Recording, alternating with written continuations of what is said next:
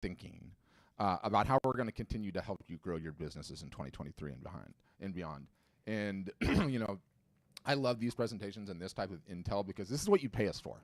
You pay us for having this large customer base, understanding what's working to actually sell art and grow photography business, grow creative businesses, and then distill it down and try to make it make sense so that you can apply it for your business as well. And it's just not something that's taught in a lot of places. So the agenda for mine today is going to be, I'm going to be talking briefly about new customer acquisition. I'm going to get into pricing and lineup. I'm going to do a media type drill down. I'm going to do a merch drill down, and then we're going to get into some customer inspiration, which I think you guys will find is awesome too. So I want to start with new customer acquisition. And some of you guys have seen I've really been on one about this all year long, and there's a number of reasons for it.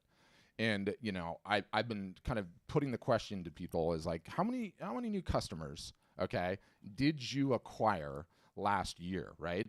And normally the reaction I get is, what does that even mean? I don't know.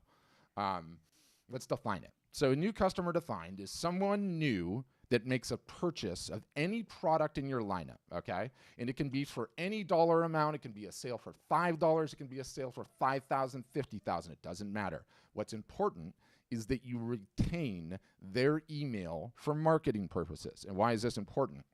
Because there are only 3 ways to grow a business, you guys, to grow an art business. It's bring new customers in that front door. You get more revenue out of the customers at the time of purchase, so we call increasing your average order value, AOV. Or number 3, get existing customers to come back and purchase again.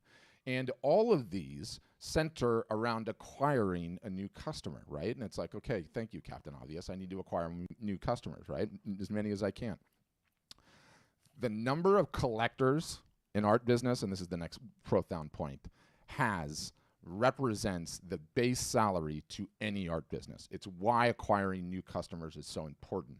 And I've kind of relied on this art collector pyramid to make this all make sense. But it all starts with the transaction, okay? A new customer is acquired.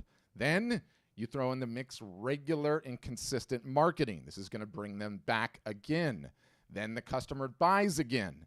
And then from there, some percentage buy again and again and again, and those are going to end up turning into collectors. This pyramid in one chart pretty much sums up the entire art business, right? And you realize when you see this, it all starts with the new customer acquired, okay?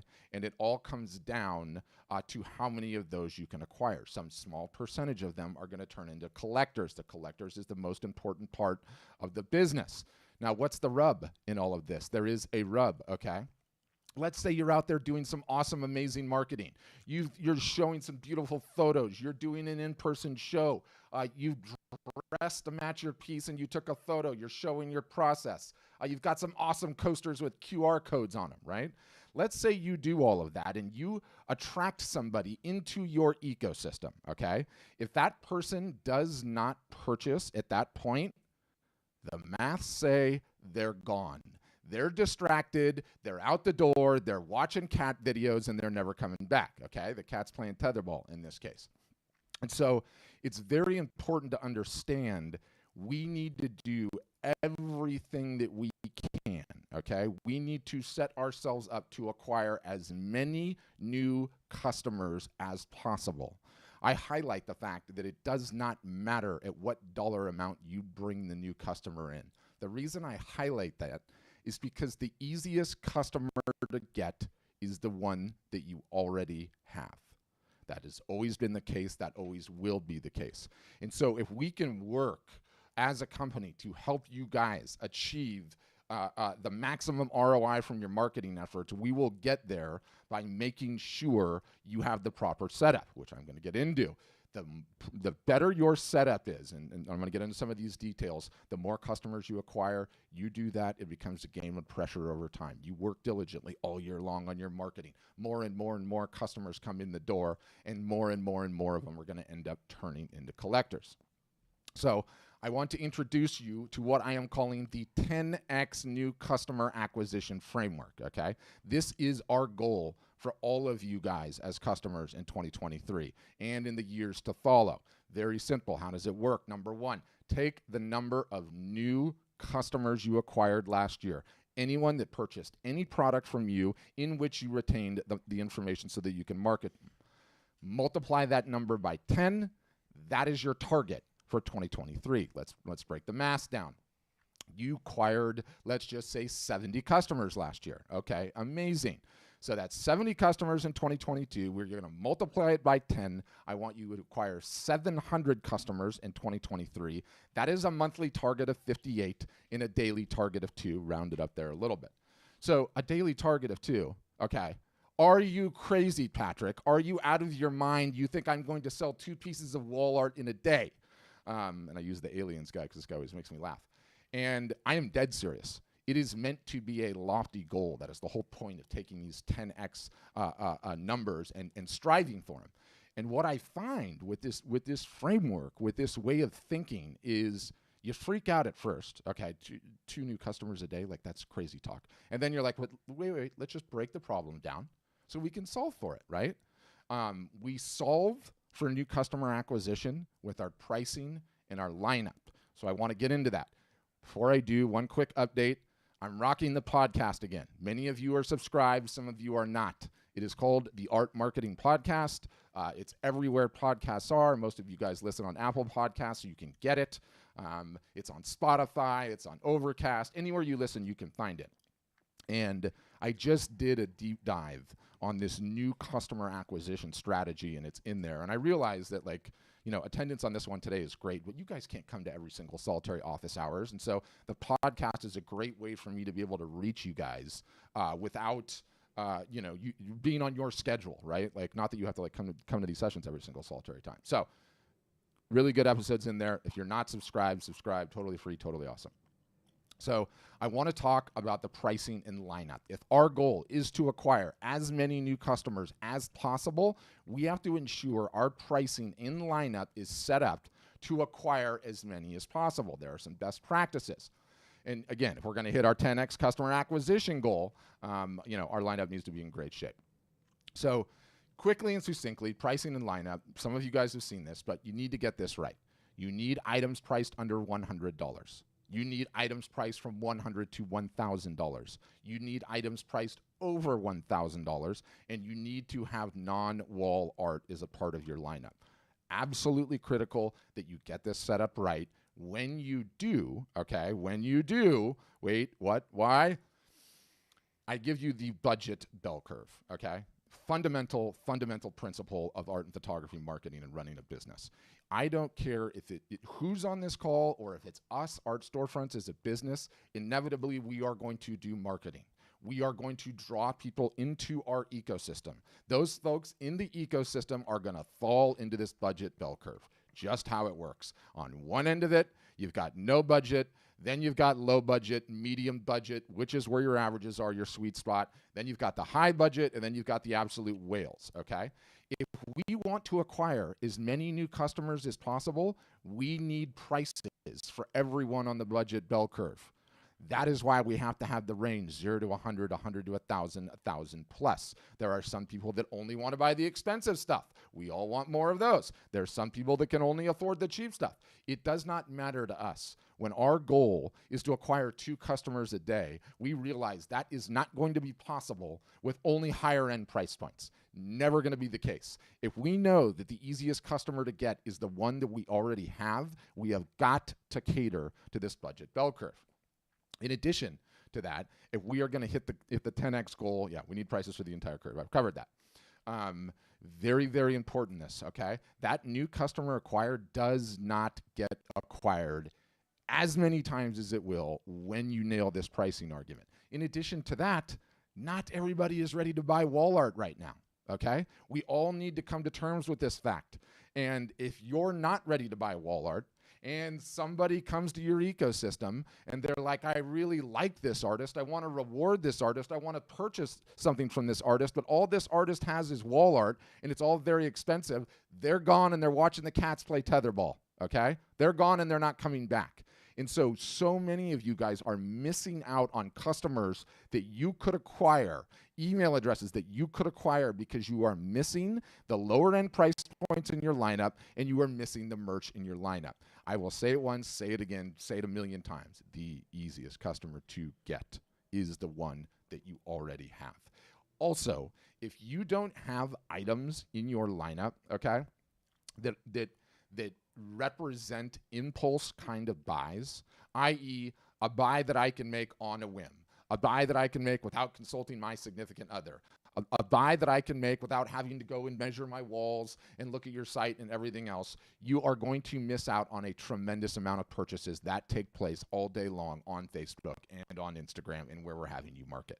When you look at Instagram, we are a diverse bunch on this call, bunch of different likes and interests, ages, different parts of this country, other countries. Yet when we're all on Instagram, do you notice that the vast majority of items that we are shown as ads pending our interest are all lower ticket items for the most part?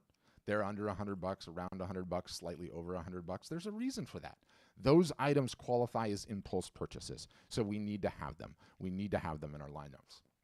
And I really believe that this Venn diagram sort of represents the sweet spot where the magic happens in terms of new customer acquisition.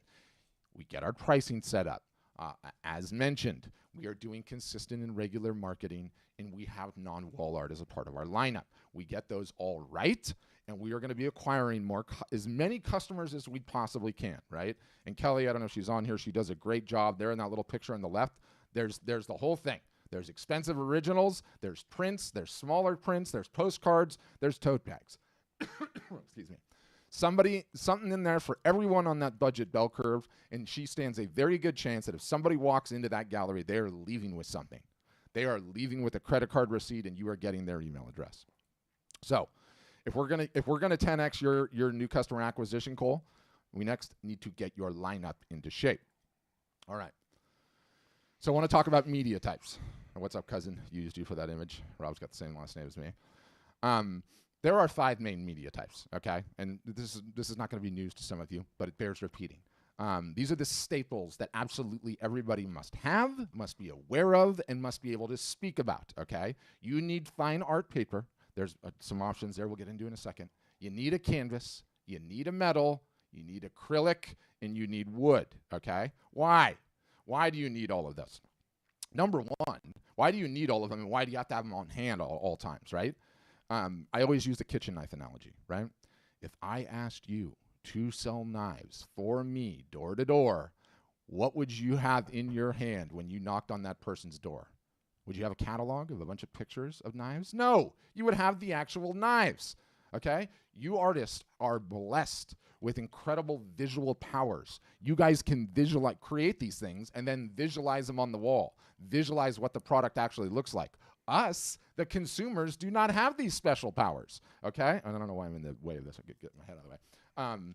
So you got to have the samples to be able to show them, to be able to articulate the subtle differences. Next, your customers don't know the differences between the media types. A great deal of you guys don't even know the differences between the media types. We are reliant as potential customers for you guys to be the subject matter experts on what it is that you have on offer. Without having samples, you able to show this off, you can't do this. Next, never assume you are smarter than your customer. A great deal of you have very strongly held opinions, okay, about what media types work and which ones you like and which ones you want to show your art on. And that's fine, I understand that. But never think you're smarter than your customers. All of the media types sell. There are certain people that are into certain media types for reasons we can't even begin to understand.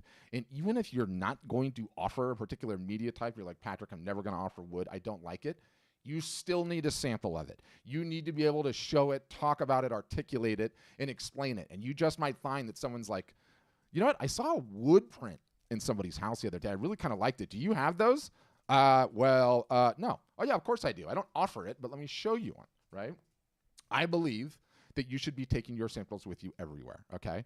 Going somewhere where you can be selling, having the 5 main media types on hand will lead to more sales and up sales too. If you're going to deliver a piece, you bring your little sample kit with you. You're able to show off the 5 different kinds. Oh, you like that, but you want a different media type? Let me show you what those look like. Somebody wants to talk to you on a Zoom call to get the sale over the line. Having your small kit of samples gives you the ability to show these things on a Zoom call with zero stress or friction. You instantaneously have that. You can articulate what it is. And then, yes, of course, showing them off in live art shows, in-person shows. They're just great to have. You are the subject matter expert, okay? So it's very, very important to have them all. What I want to do next is the good news, okay, with samples and having the 5 main media types is you can get this set up very easily, and they can be very, very small. I learned this the hard way, and I've since rectified my mistakes because I've practiced this so much, merchandising and showing off art in today's cell phone, Zoom, Facebook, live art show world, okay? The pieces can and need to be small. And I'm not talking about your entire lineup and everything you're selling. I'm talking about just the samples so that you can be highlighting things. So what I want to do is I want to talk briefly about the media type videos that I created for you guys, and this is a while back. They're in all the tooltips on all your websites, okay? So I want to go through those briefly, and then I'll do a live show and tell, right? And you know, probably 2 years ago now, Nick came to me and he's like, hey, we need like a really, really good tooltip for all the Art Storefront's customer sites so that when people come to their website, they know the subtle differences between what this looks like. And so we went to the best online in terms of prints that has the best website that does the best job articulating it is Bay Photo. They're way better than anyone else is at doing it. So we're like, okay, we're going to go and grab the Bay Photo videos. We're going to extrapolate the best out of what those look like, right? And then we are going to go ahead and create our own. So this is what is on every single solitary tooltip for all of your websites. And do you notice something about these? They're very, very small. You want to know why they're very, very small? Because it's very, very difficult to make professional videos with giant, huge pieces, especially when they're stacked like this. So we made these individual ones that talk about the subtle differences between each of the 5 media types. It's on all of your websites. And by the way, if anybody wants these videos in high resolution, we've got them for you. I don't know if we've ever made that available as a download. Taylor, will you just make a note? I will put all of these things in a Dropbox, and if anybody wants to download and have them, to use in their marketing materials, they can do that. So these are the 5 types, and now you can see we're into metal, right? And already, when it's full screen on a presentation, in a video, you can start to see the subtle little differences and what are great about each and be able to show off each, right? Here's acrylic, which the margins are phenomenal on, which you can charge an incredibly high price on. You can get away with crazy markups on these, and they're absolutely beautiful. I'll show them in real time in just a second. And then we finish up with the wood, okay? So what I want to do is I put together a little bit of a, call it makeshift setup in my office here, okay? This is the first time I've done this. No judging, please, no judging, all right? It's the best I could do given the circumstances. So what I want to do is I just want to briefly show off these 5 media types and then talk about what a sample stack can and should look like. Hi, Mom. So this is my little desktop setup, makeshift a little bit, yes. But we've got our fine art paper print, right? In a black frame, small, you can show off the black frame. You can show that it's ready to hang. You can see that it's got glass behind it. Sometimes photographers like doing glass on this. Usually the artists go for the textured fine art paper. So there it is, fine art paper. Okay. Next up, you've got canvas, right? And you see how small it is. When you can see what size my hand is on top of it. Still beautiful, still edge to edge. You can show that it's ready to hang on the background. Oh, you like canvas? Yeah, so let me explain what's awesome about canvas. You can zoom into it and show the incredible detail. I need to get a little bit better at this immediately. Sorry if I'm making you guys seasick. But you need to be able to show canvas. Next up, we've got metal. Same image, Positano, but you're able to show the subtle differences of metal and how the light reflects off of it and how it's ready to hang. And you can even potentially sign the back, right, and write a special note. So there's metal. Next is acrylic. I'm telling you, acrylic is amazing. There is no one that doesn't see this in person that doesn't go absolutely nuts. I mean, it's amazing. Incredible for bathrooms like the metal because you can get as much water on top of these things as you want in the form of condensation, and there's no problem. Sorry for my lights. Beautiful thickness on the side, ready to hang. Not only that, your order will come with your framing hooks. And then the final is wood, right? Wood is really, really cool on some art. There's some people that really, really dig wood. It's rustic. It's thick. It hangs nicely on the wall. Now, what I want to show is a final, and hold on, I got to grab the entire stack. is, do you see? That's it. That's all of them. Now I have all 5 in a tiny little size that makes a little pile that I can go absolutely anywhere with, that I can show absolutely anyone, that I can be the subject matter expert on at any point in time, right? Good to go, compact. You can walk into somebody's house with this. You can figure out a way to carry them around. These are the knives that you knock on the door with. You always need to be able to explain, to articulate what are the subtle differences, why they're awesome, and then be able to put one in your customer's hot little hands and let them see them if you're in person. So that's the entire stack. All right, back to my Prezi. And I should say, like, you know, people are like, well, Patrick, why are you so excited about Copilot? You know, I go back to these things, like even just getting these things made.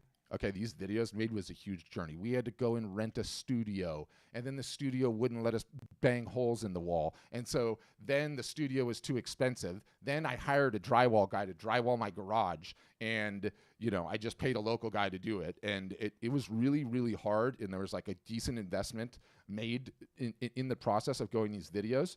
So why I love Copilot is because there's already 500 of you guys on it, right? I'm hoping at some point in time there's going to be 90% of our customer base on it.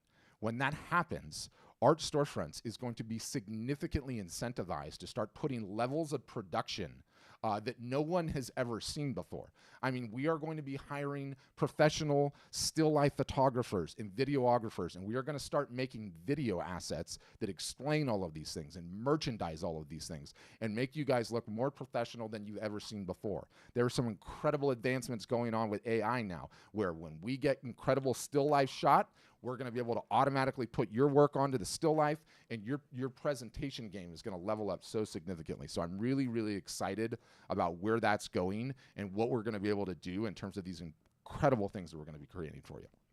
All right. Next, I want to talk about merch types. And again, you know, this thing is terrifying to customers daily. Absolutely terrifying. And it is even more terrifying if you do not have non-wall art in the lineup, okay? This becomes a very achievable number, especially for you guys that are doing the local shows and fairs, because at one local show and fair, you could potentially sell 50, 60, 70, 80, 90, 100 things, okay? It's very, very important to see this. And I've seen it, okay? And this is where the merch solves, right? It's like it will help you get to this 2 customers per day number. It'll get you there so much quicker. And, you know, the big picture thing about merch that, like, everyone loves to get hung up on, you know, it doesn't matter what it is. We have some recommendations about what our favorite ones are. Quite frankly, though, it doesn't matter. It could be anything. Some of you guys are hand painting wooden spoons. I love it. Everything that we offer is the best that we can come up with. It is POD, where you don't have to have any minimums, no order minimum, no inventory in anything, and boom, it just comes through, right? So what happens in the real world, all right?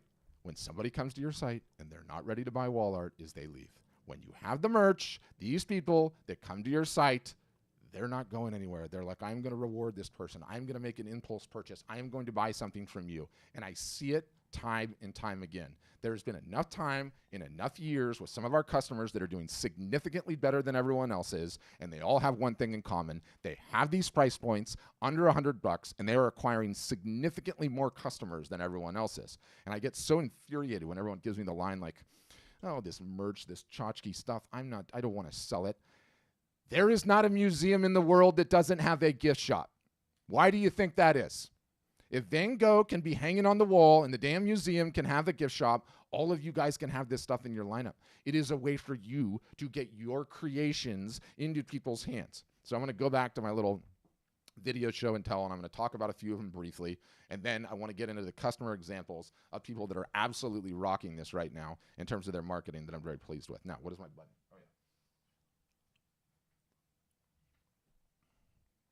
And in no particular order. The throw pillows, I'm telling you, are cool. You have to figure out ways to get creative with these guys. We have one artist, Bill Stidham, that did a Santa Claus one and sold hundreds of them.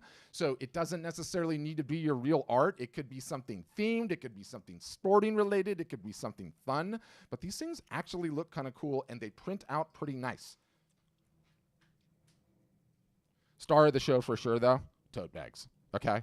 There is not a reason.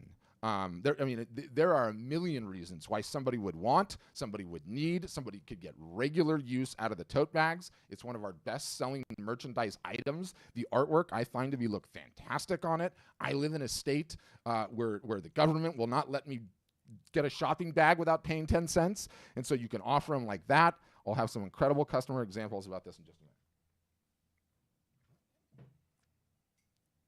Everybody's going to drink coffee every day. Everybody's going to drink tea.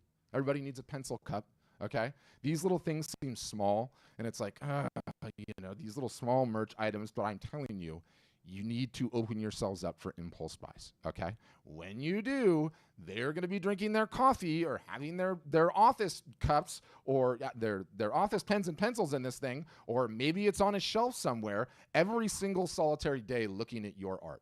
You are going to remain top of mind all year long, such when these folks actually do want to buy a piece of wall art, you're the one that they're going to go to. Even the cell phone cases, they look good. I can't tell this thing's focusing correctly or not. My setup's a little janky. But even the cell phone cases look great. The point with the merch big picture, it does not matter which ones you choose, okay? The only thing that matters is that you get it going on, you hit that price point, and you have some impulse buy types of items that you can start leveraging in your marketing, that we can start recommending you leverage in your marketing. And you can't do it with a picture. You need the thing in your hot little hand. Let's get into some customer examples, some people that I think that are absolutely rocking it at this, that will serve as some good inspiration about ways that you can potentially package things. And this was no easy task, you guys, because and this part infuriates me, and I'm infuriated at myself. I take this personally responsible, or I take the responsibility here.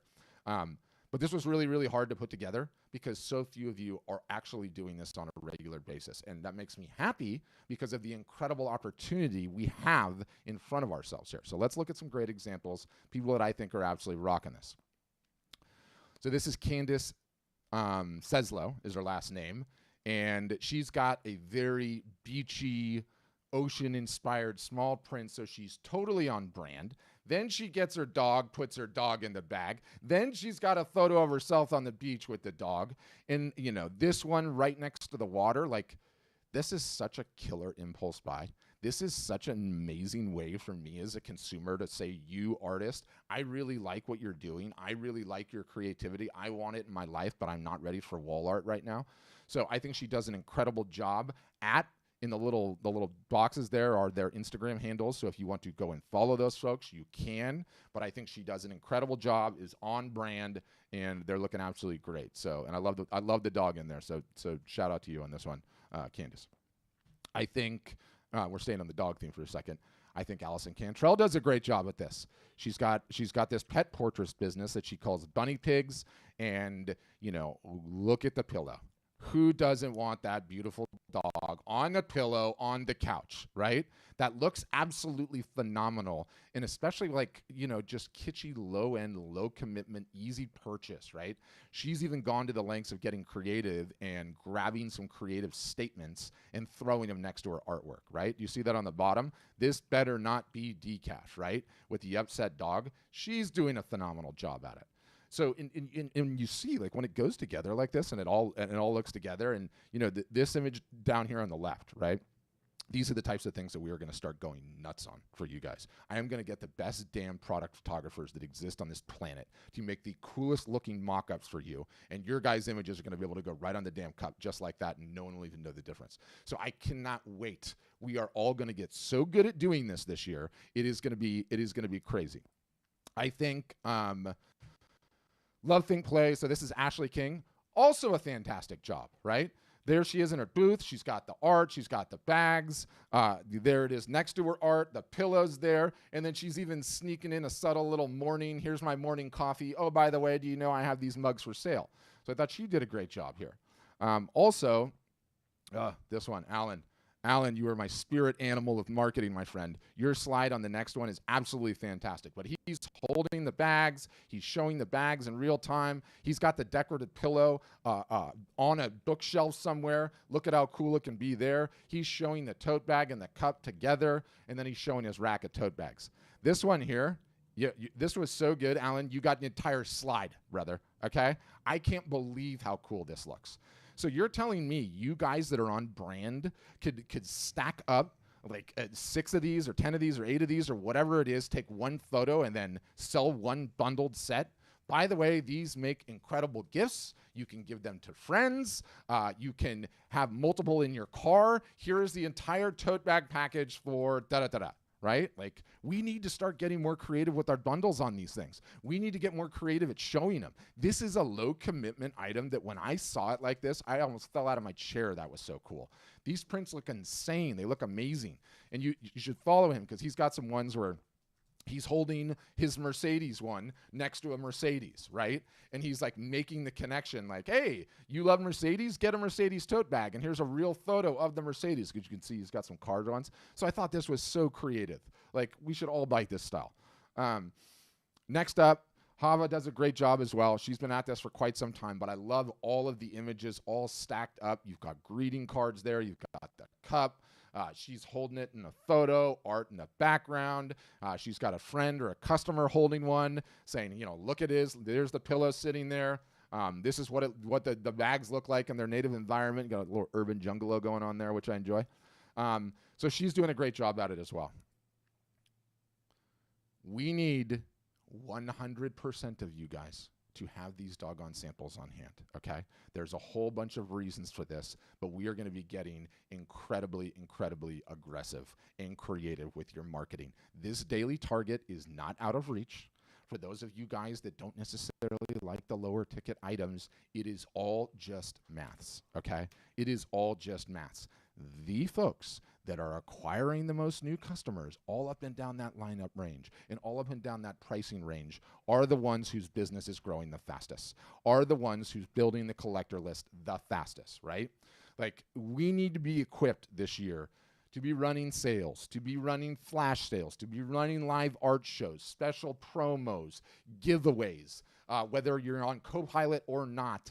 I need you guys to be able to generate the media and immediately post it to your social networks, in emails, on your Facebook page, etc., showing what these things look like, being able to talk about them, being able to articulate them.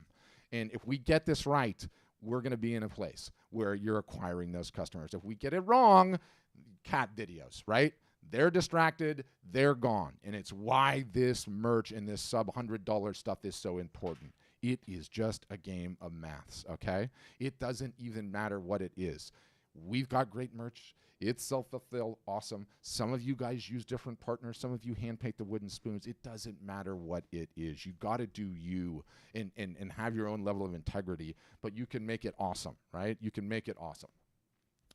And a final point on merch, okay? And I will come clean right now, okay? Early on, I recommended the company didn't do it.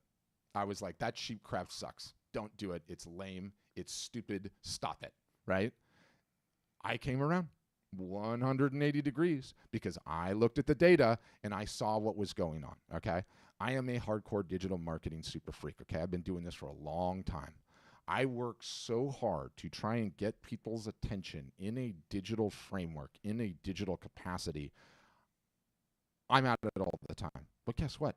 I can only get your attention when you're on your cell phone or when you're on your computer. That's it. That's the only shot that I have to get my product, to try and get art storefronts on your radar. Understand what merch represents. You know what merch is? Merch is a Facebook ad that goes where Facebook ads can't. Somebody bought this pillow, right? And they threw it on a chair. And it sat there for 2 years. They weren't ready to buy wall art. They were ready to reward your creativity because they were bonded to you as an artist, and that pillow sat in that chair for 2 years. That is like a Facebook ad. I could never get an email there. I could never get an Instagram post on that chair. I could never get a Facebook ad on that chair. The only thing that gets on that chair is that pillow. And as a result of that pillow being on that chair for the next whatever year, months, years to come, I am now thinking about you and your art every single solitary day. Are you going to make a lot of money selling that pillow? No, you are not. But do you know what it is? It's a Facebook ad that can't go where Facebook ads can go, where only Facebook ads can't go. It is a phenomenal marketing play. And it keeps you top of mind that when this person is ready to buy wall art, the first person that they are going to come to is you, okay? Their cat might be sitting on top of it, right? It is not going to steal their attention. So very, very important. I have so come around 180 degrees on how powerful the merch can be in your overall marketing stack. It will blow your mind once it happens. When you have these inexpensive items, people purchase because they love you and they love your creativity. It keeps you top of mind for when they're ready to buy the wall art, the big purchase, hello, $8,000 sale. That's how it works in the real world. So how can we make this as easy as possible for you guys?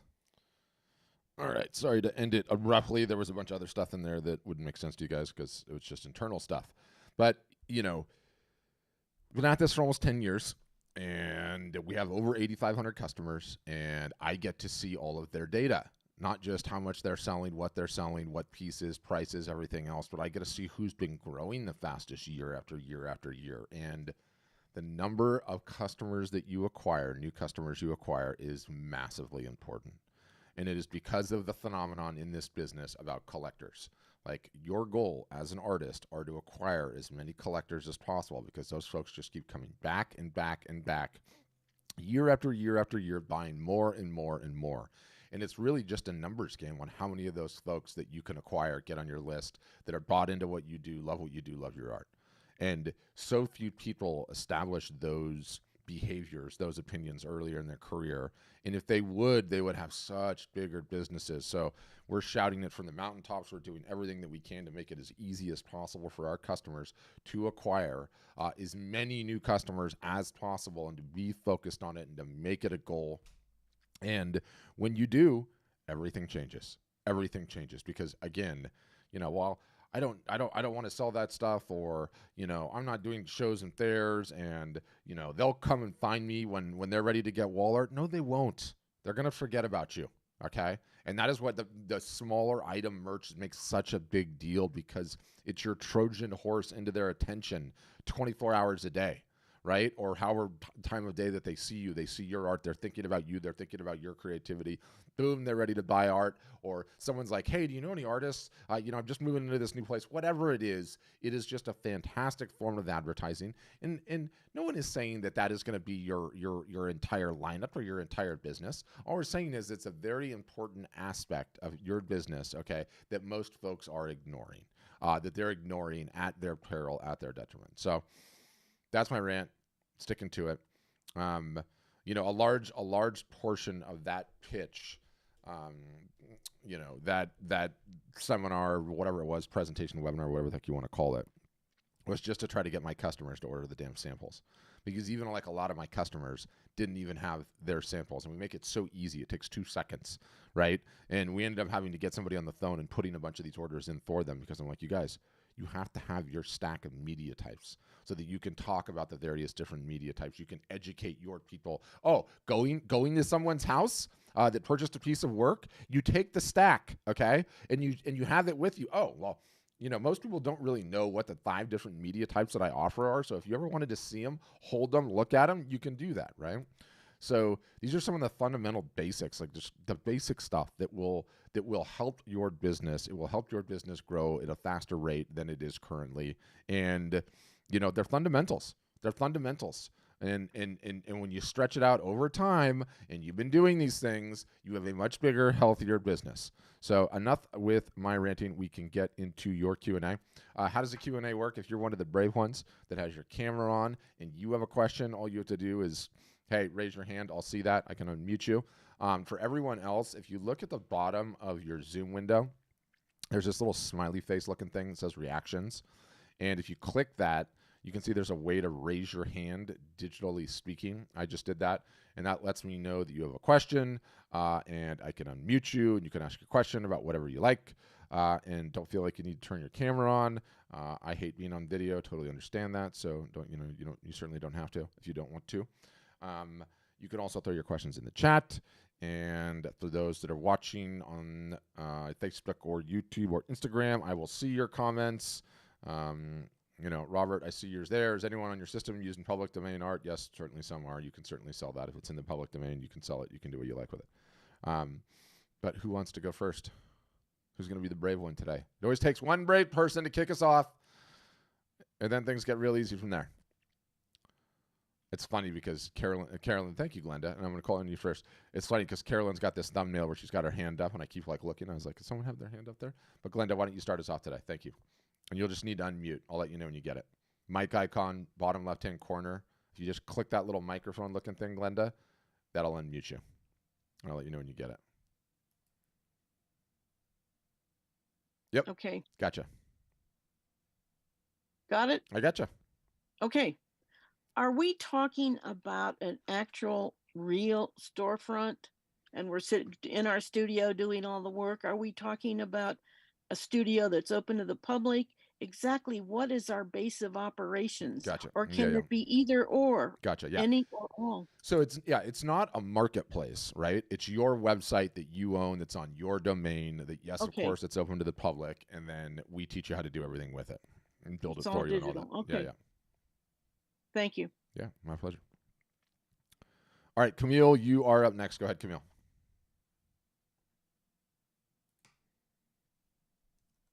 And Camille, again, you'll need to unmute. I'll let you know when you get it. Did you get it? Mic icon, bottom left-hand corner. Won't allow me. Yep. Yeah, I gotcha. Okay. Yeah. So my question is, how do you deal with multiple mediums? Oh, it's because easy. The software. I'm a graphic designer Yeah. and I'm also a fiber artist, and Yes. I do macrame and things Yeah. as well, and I paint sometimes. Yep. So how do you really a multi-talented threat, Camille? A multi-talented threat. Yeah, it's no problem. Like, you know, our site is number one set up to sell wall art, right? That's like what we're really good at. It's what like a lot of our technology, our bells and whistles work to do. But it's also just an e-commerce site. You'd sell whatever the heck you want on there. Okay. We're all set up to do POD. POD is just print on demand, i.e. order comes in, you get paid, printer gets paid, order gets printed, it gets shipped, you don't touch anything. And so you have all of that available on any of those items.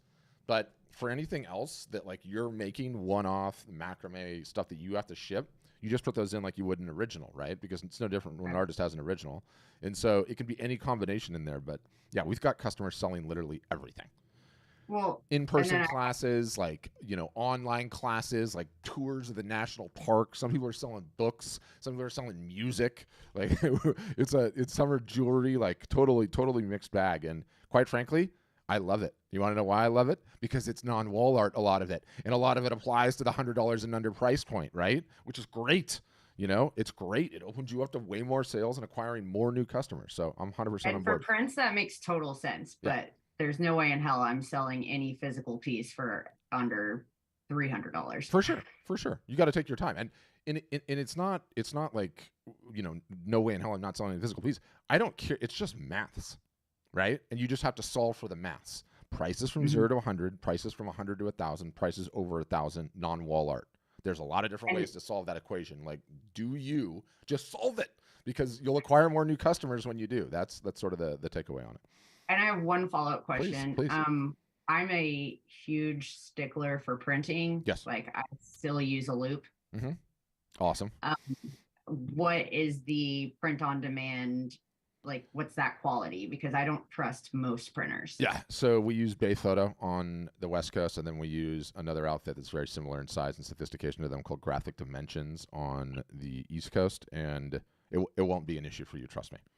Okay. We also have like a guy that he's a customer that for 25 years he shot all the art for Sotheby's, and so he offers like a third-party service if you really want to get nitty-gritty on your stuff, or he'll like you send all your images to him, he looks at them, he makes sure that they pass the snuff test a million different ways to Sunday, then he'll send you a sample print and say, are you okay with this color modality? And then you go, yes, okay, do the rest of them that way, done. But most people don't even need to use them. Like it's well, because most people don't know what they're looking at. Oh, 100%. But the problem is I do. Yeah. You guys are your own worst enemy on that, because if I showed your work to like 100 people, you know, integrity is important, right? I'm not in the slightest suggesting you should, you know, be willy-nilly with your integrity. But the customer never knows. The customer never knows and never takes it to the detail. Can't even tell. None of us would ever even know or could even tell, right or wrongly, right? So I see artists get wrapped up in that, and I'm like, stop it. Stop doing it. These people love your work, right? But I totally understand where you're coming from, and it's just important to do the really good media types, right? Like no crappy media types. Don't even offer them. Don't even turn them on. Get the best, right? Get the Hana Mule paper that you're going to love, or the Radiant Color paper that you're going to love, and make sure it's styled. Thanks. Yeah, my pleasure. All right, Wendy, you're up next. Go ahead, Wendy. Hi, can you hear me? I sure can. So I have a question. I do Canvas, Mhm. and a lot of what I do is just kind of like a one piece authentic kind of thing. Is Mhm. there much of a market for that, or is it best to do some of that and some that can be printed? Yeah. So you want to have the lineup meeting the parameters that I said, which is just mass zero. Non-wall art is a part of the lineup. Prices from 0 to 100, 100 to 1,000, 1,000 plus, right? And to give you like a for instance, the price 100 and under, very easy to achieve with merch, very easy to achieve with smaller prints. And then you get into your various different media types and sizes in the middle that takes you from 100 to like 800, 900. Then you start doing limited editions. And then above that, you get into your originals, right? Like that's an example of an easy way to solve for it. When you just have the one product, which is just like the one-off, Wendy, then you're really limiting your ability to make sales in a multitude of different situations. You're really just saying like, here's what I'm willing to create. It's really awesome, but this is what I have, and I don't have anything else. So you call me when you're ready, right? And it's like that way of thinking and that way of going about it.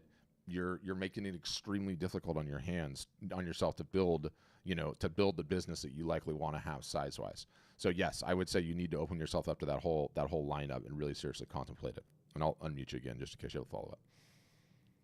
All right, thank you so much. Yeah, my pleasure.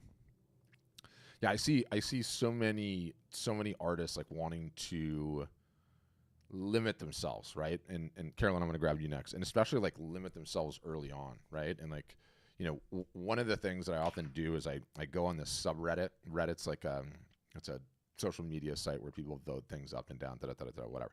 There's a subreddit on there called like Art Business, and a lot of times I'll go in there and I like mentoring like the 20-year-old kids, the young kids that are just getting started, because I realize the power of getting all these things right in your business and getting them right when you're young.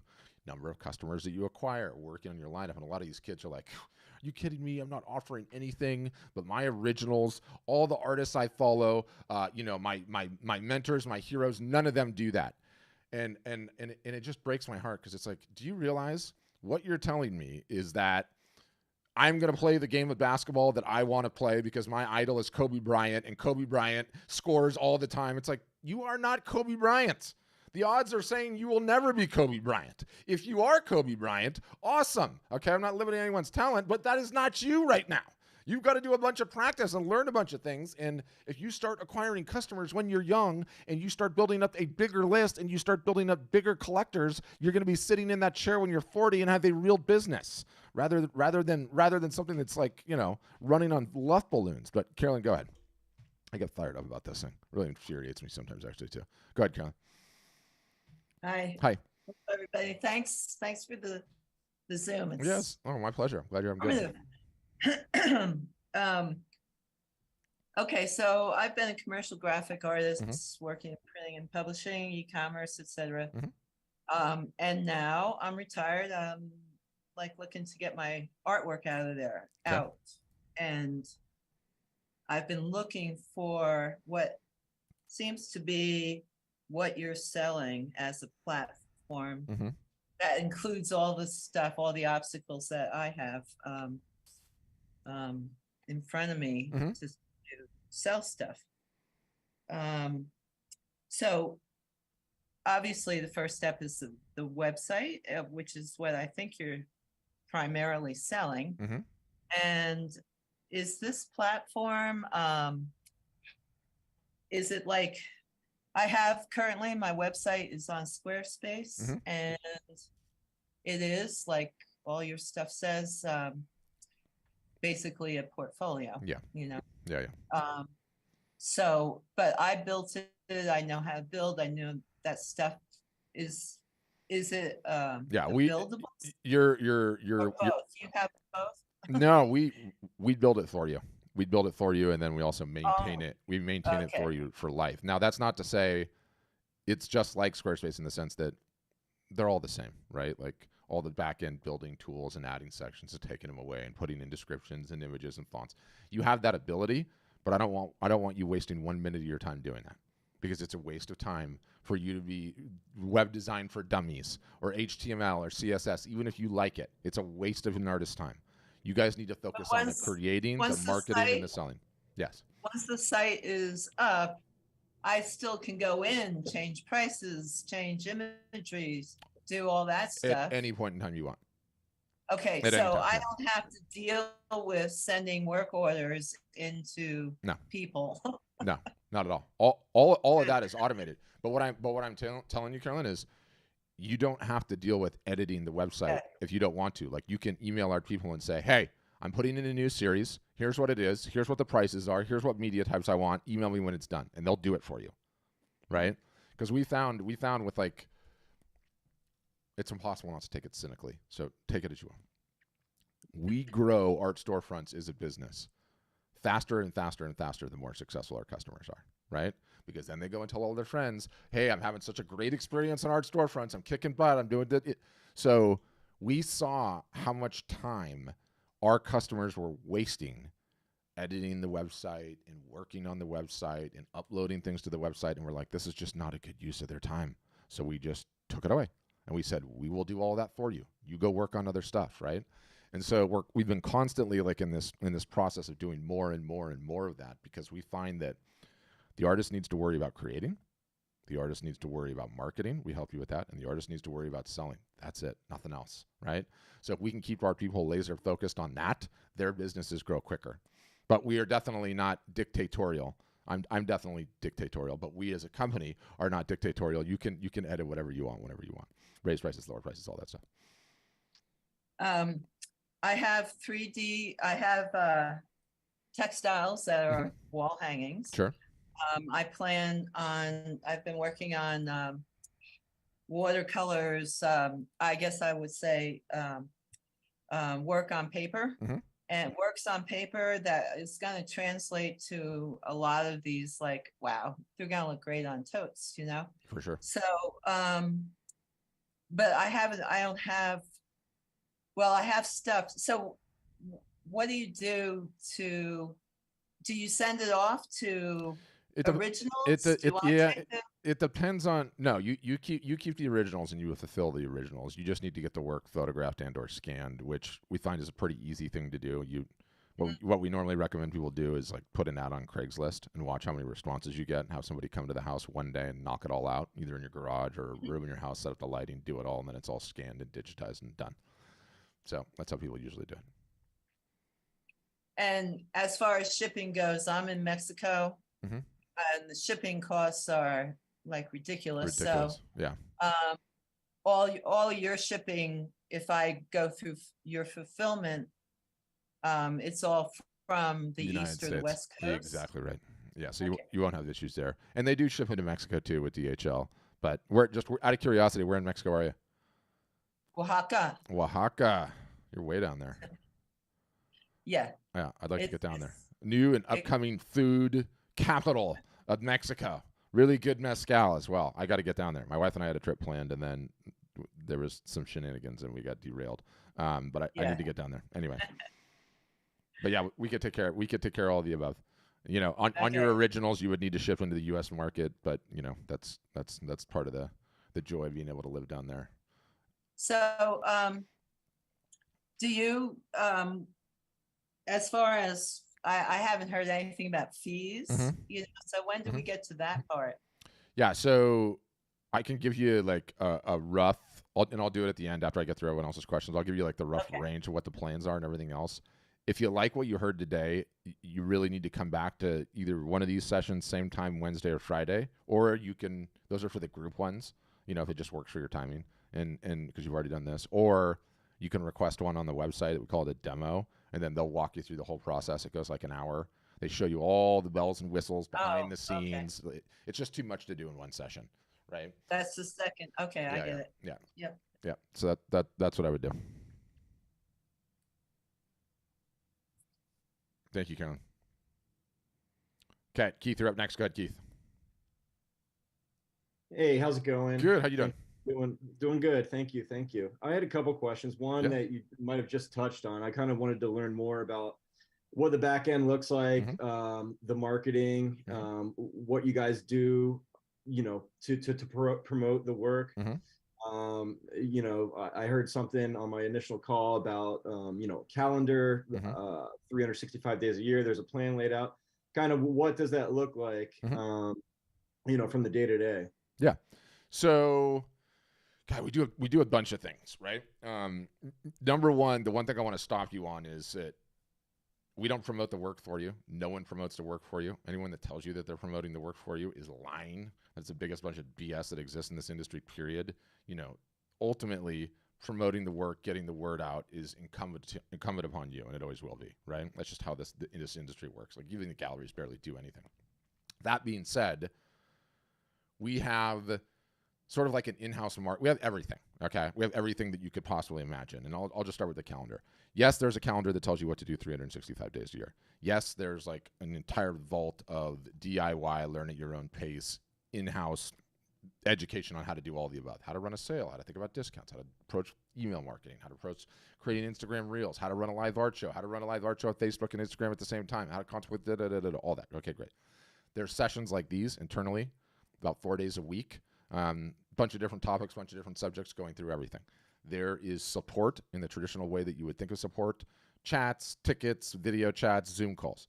There are 2 private groups, one's on Discord, one's on Facebook, where everyone helps each other out. Then we have a new program called Copilot, in which we do a bunch of the social media marketing for you, okay? Which is a bunch of the posting on Facebook, a bunch of the posting on Instagram, as well as running certain sales. But it can only do the stuff that you can't, that like we don't need you to do, right? Like, if it's photos of you holding the work, or if it's videos of you showing your process, like, you have to be the one doing that. No one else is going to do that for you, right? So you need to have that. You need to be doing that. So there's all of that, as well as we have like an in-house marketing agency where there's certain services you can avail yourself of. But all in, our secret sauce is teaching you what to do, when to do, and then getting you to do more and more and more of it, and getting you to do so consistently. That I think sets us apart from everyone else. But it sounds like you've got a call. Did you have a demo too? Did they show you some of this stuff? I didn't have a demo. No, it was just kind of like an initial call, and then they had me, sign up for this. Yeah. And that's where I'm at right now. Got it. I'm trying to see, what everything is offered through you guys. And I currently have a website right now that it's not for selling art. I do some one-offs here and there for people that ask. Most of my art is sold. I'm a tour photographer for a couple bands, and through the bands, they sell my art that reaches the direct audience, better than if I would do it myself. Absolutely. So, but that's part of it. And then I also do nature and abstract photography. That's what I want to end up, pushing in the long run. Yeah. Alongside the music stuff. But my website now on SmugMug, you might be familiar. I have the one-offs, but then I also do my client delivery through their galleries. Yeah. So does art storefronts offer, kind of client delivery? Yeah. Password protected galleries. Yeah. Password protected galleries that aren't for sale, but I can, have unlimited storage space to kind of deliver all these pictures, show after show or event, whatever, to clients. Yeah, we do, and we're upgrading that product too as we go. And what's interesting for you is, like, I've been doing this for a while, so I'm going to make some assumptions, but you'll probably find that they're right. Number one, you want to leverage as much attention as you can from the rock stars now while you have them, right? So these guys like you, they love the shoots you're doing. Occasionally their social media people will mention you, tag you, say, hey, check out such and such's art. So you want to be taking advantage of that and realize you have that going for you now, because you're not going to want to be 60 going on the road and doing photographs all the time. I got one of my buddies. It's like pretty good rock photographer. You might know him, and he's the same age as me, 44, and he's like, oh man, I'm getting too old for this. Anyway, so you want to have that going on, and you want to be building that pillar of your business. The abstracts and the landscapes and building that portion is going to take some time. And then it sounds like you also have a service-based portion. Is that correct with the client deliveries and such? Yeah, exactly. Yeah. There's a service for. Yeah. So what would be interesting for you is like, and I don't know if you came in later, saw the presentation or not, but one like great way to like immediately improve the AOV. AOV stands for average order value of your business as it stands currently, is to start offering the printing for the service-based customers, right? And a lot of times they will get prints if they understand that you have them and you have them worry-free to offer, whether it's acrylic or canvas or paper, any which way that they want it, any size, like all of that. I find that photographers that come over like, oh, SmugMug has all that. Yeah, but no one goes on SmugMug and orders a damn thing because the marketing is too disconnected, like from oh, go into SmugMug, order whatever you want. No one ever orders anything, right? So when you have like a little bit tighter of a package, and you can say, by the way, here's the gallery. You can download them all, high res, however you want to do it. And if you want to order anything, it's on my site. It takes 2 seconds. Here's a coupon, right? Just by doing that, shutting up, you're going to find that your AOV for every single solitary one of those sessions increases quite significantly. So then you have that pillar of the business working. You're continuing to get a little bit smarter how you market and try and benefit from the tour marketing that's going on, right? And, we could start advising you on how to work out print giveaways in the merch booths where you're capturing email addresses and they're capturing email addresses, like doing some more creative stuff like that, which can be really, really beneficial, and other types of situations you can do there. I mean, I've got a guy that like paints rock stars all the time, right? And I'm going to do a quick show and tell because it makes me happy. He's a painter, okay, and he's been at it for a while, and I'm pulling it up right now. You got to just bear with me. And one of the interesting things, he's gotten so good at this now that he's starting to get like licensing deals with all the artists, right?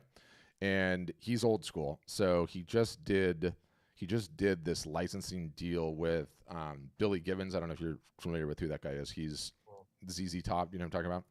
Mm-hmm. I'm gonna try and find it and pull it up. So he's been doing like the rock star thing for a while like this, and I'll just show you.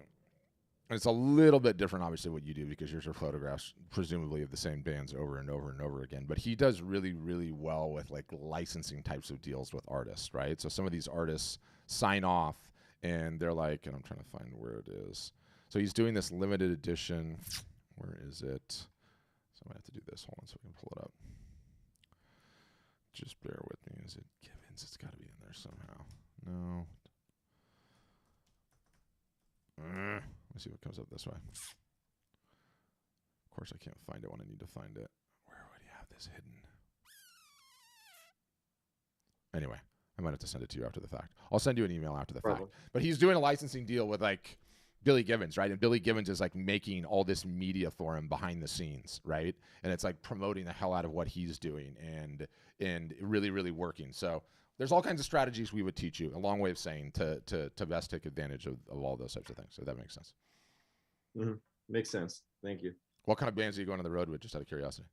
A lot in the reggae world. I've done stuff, from Shawn Mendes. I've done licensing deals with him. In the pop world, but I tour with a couple reggae bands, Stick Figure and Slightly Stupid are 2 bands I tour with. No way. I know Slightly Stupid pretty well, actually. I went to school in San Diego. It's another manager really well back in the day. I mean, I'm old, but yeah, BB. Yeah, I live in San Diego, so there you go. Yeah, all good buddies. Maybe I've seen you at a show. Yeah, likely. Good guys. That's classic though. Great longevity for Slightly Stupid. Still at it. But okay, yeah, get a demo, Keith. We could definitely help you. Thank you. Okay. All right. I know, Darcy, that you said you had a question too. I'm going to try and find you. I'm here. All right, go ahead. We can hear you. Okay, I've been on a hiatus for, pardon me? I said we can hear you. Okay, great. I've been on hiatus for a number of years while I was being a union commercial plumber. Just decided last week to get back into it.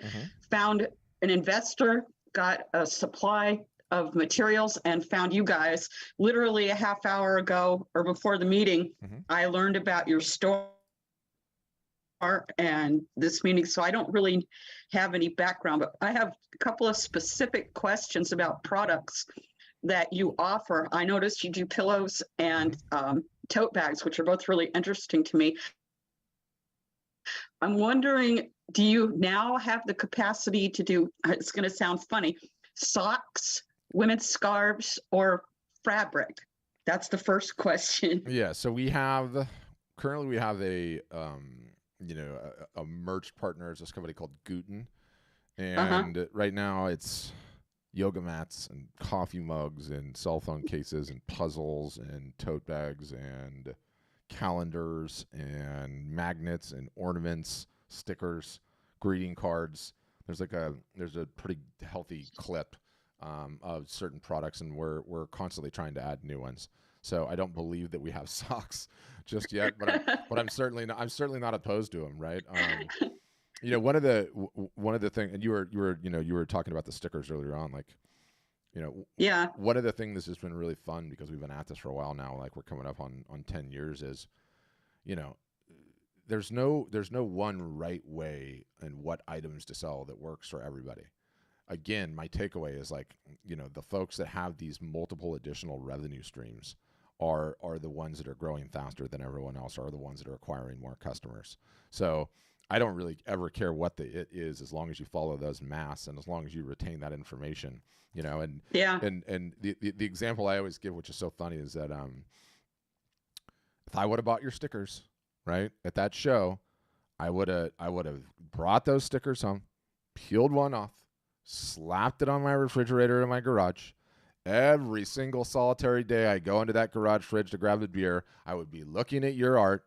I would be thinking about you every single solitary day. Then when I was ready to buy wall art, boom, who would be top of mind? Like, that's how it works in the real world. And it's exactly. It's not anything that anybody wants to take for granted. So yeah, that's what we offer. Okay. The reason I asked for socks and scarves is because I'm in the Bay Area of Northern California, and myself and a number of people that I know, we collect art socks and we collect scarves. And I've had requests to have some of my watercolors turned into fabric. So that's why I asked that. So, but your answer was fine. That's great. And I plan to look into it much further. My next question is, when we give when we go to these suppliers to get our things made, we retain the copyrights to all that merchandise, do we not? Yeah, of course. Yeah, the artist owns everything with us. You own the Okay, that's domain. great. You own all the contacts. It's your merchant account. It's attached to your bank account. Like, yeah, you maintain, retain, own everything with us at all times, and that's the way it should be, and it always will be. Important. That's great. Yeah. My next question is, because I mentioned I have not had really any time to explore your offerings yet. I'm looking to license some certain prints of mine to this company that makes wall art for interior designers. It's called Decenio. And I have no experience doing licensing. And I'm wondering, can I get that experience or information through you? Yeah. I mean, so I can make an intelligent decision. And it's really, really easy. It's like super. I can give it to you right now. Okay. Licensing deals in today's day and age are few and far between, especially getting even crazier now with AI. So if you have a licensing deal that's on the table, take it and give them a couple images and see if they produce. 99% of them don't do a damn thing. And what artists do are like, I've got to talk to somebody. I got to learn how to do this. I got to go talk to a lawyer. No, you don't. You don't need to do any of that. Give them the damn work, sign the deal, make sure it says somewhere in there that you can take it back if it's not working out, and see what happens. The majority of the time it's crickets, or it's like, okay, they sold $13 of my work this year. Awesome. So I'm not opposed to licensing deals, especially when they're quickly worked out. I see very, very, very few work out, especially like what you're talking about is, it's not a one-on-one licensing deal like Keith and I were talking about earlier. It's more of a mass market type of a licensing deal. And the mass market ones, like, there's just too much competition now. It just doesn't work, right? It's like, trying to be on any of the marketplaces, like, you just drown in a sea of everyone else. And very, very few people ever get anything even remotely resembling consistent and regular income from those. So that's why we're advocate so strongly for what we teach. Is just, you're responsible for growing your own business. It's the only way it's going to go anywhere. You need to own your contacts, know who's buying your work, market to them consistently, and all of that. So, right. It might be an interesting thing to do in exploration. Yeah. Oh, no. But 100%. as you mentioned, and I already knew this, competition is really heavy. Last thing Yeah. I wanted to mention is there's some unusual markets in my area Mhm. for skateboard design, surfboard design, and kiteboarding Yeah. art. And it seems to be, I have an international kiteboard school like 3 miles from my house. And the people that show up there have these really, really gorgeous kite sails. Mhm. So I just wanted to mention to anybody who might be looking for other avenues, you might want to consider that too. So I'm done. Thank you so much for your information, and I'm going to be looking forward to exploring your site a lot more. Awesome. Thanks, Darcy. Yeah, my brother-in-law, so he's pretty ambitious, and my brother-in-law and my sister live basically in Berkeley, and he kiteboards in the bay there all the time, actually. Thankfully for him, he's relatively wealthy, and so he can always pay for a Chase jet ski, because getting stuck there, if that water is ripping and it's ripping out under that Bay Bridge and taking you out to sea, is terrifying. At least terrifying for me, anyway. But good on him. My father-in-law actually kiteboards too. He's like 72. I think it's like his last little, like, no, I'm not going down without a fight. I'm going to keep kiteboarding, which is awesome. Anyway, he's in Mexico doing that right now, actually. All right.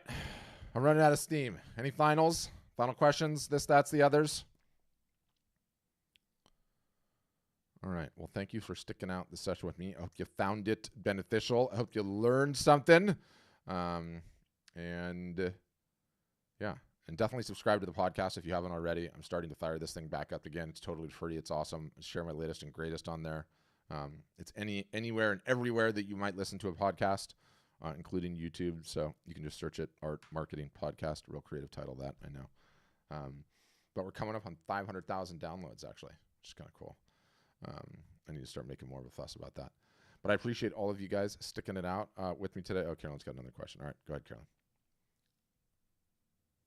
Not so much a question as a suggestion. Sure. Can you put the link for the podcast in chat now? I suppose I could. It's sort of, podcast links are a little difficult to do, because it's like, where do you listen to your podcasts? Most people use individual apps and the like. Well, what's the name? What's the name? How do you find it? You just search Art Marketing Podcast on any app that you have. Yeah. Okay, thanks. Yeah. That's sort of how it works for podcasts. It's some people listen on Apple Podcasts because they have iPhones, and some people listen on Spotify and and all the rest. So that's what I would say. And thanks, Richard. I saw your message. We'll send you a replay too. Yeah. Trying to think what else. And I'm contemplating figuring out how to open up our sample program, like that entire stack of prints that I showed, the 5 main media types, and the 3 different merch things, like the tote bags, the pillows, and the mugs. Like, to order all of those is like $250, and then you get all of them shipped to your house. So I'm trying to figure out a way to make that available for people that are not customers of Art Storefronts, because I'm telling you, once you have the samples in your hand and you're able to articulate the subtle differences between the media types, watch what happens. Like, most of you guys aren't even capable of explaining the subtle differences, between one and the other. So it's really, really important. It's what you guys saw. You need to be experts in the subject matter in which you sell. All right. Any finals? Yep, Darcy, and I get it. You're doing Alameda Bay instead of the other one. I mean, that just terrifies me in that water. I'm a Southern California kid to this day. Prefer the warmer water. But I definitely respect anyone that does that up there. I love watching the sailboat races up there too, especially now that those things go so fast. All right, I'm out of steam. I appreciate all of you guys. Hope to see you on a future session, or you can come find me on any live or on an Instagram live and ask any questions, and all the rest of it. And Camille, I saw your thing. I would say just get a demo, Camille, so they can walk you through all the thing and get. Yeah, I mean, I'm out of steam, and I don't even really know all the plans anyway. One less thing should fit in my mind. But I appreciate it, guys. I'll email you shortly for this, that, and the other. And have a great week, all. Bye now.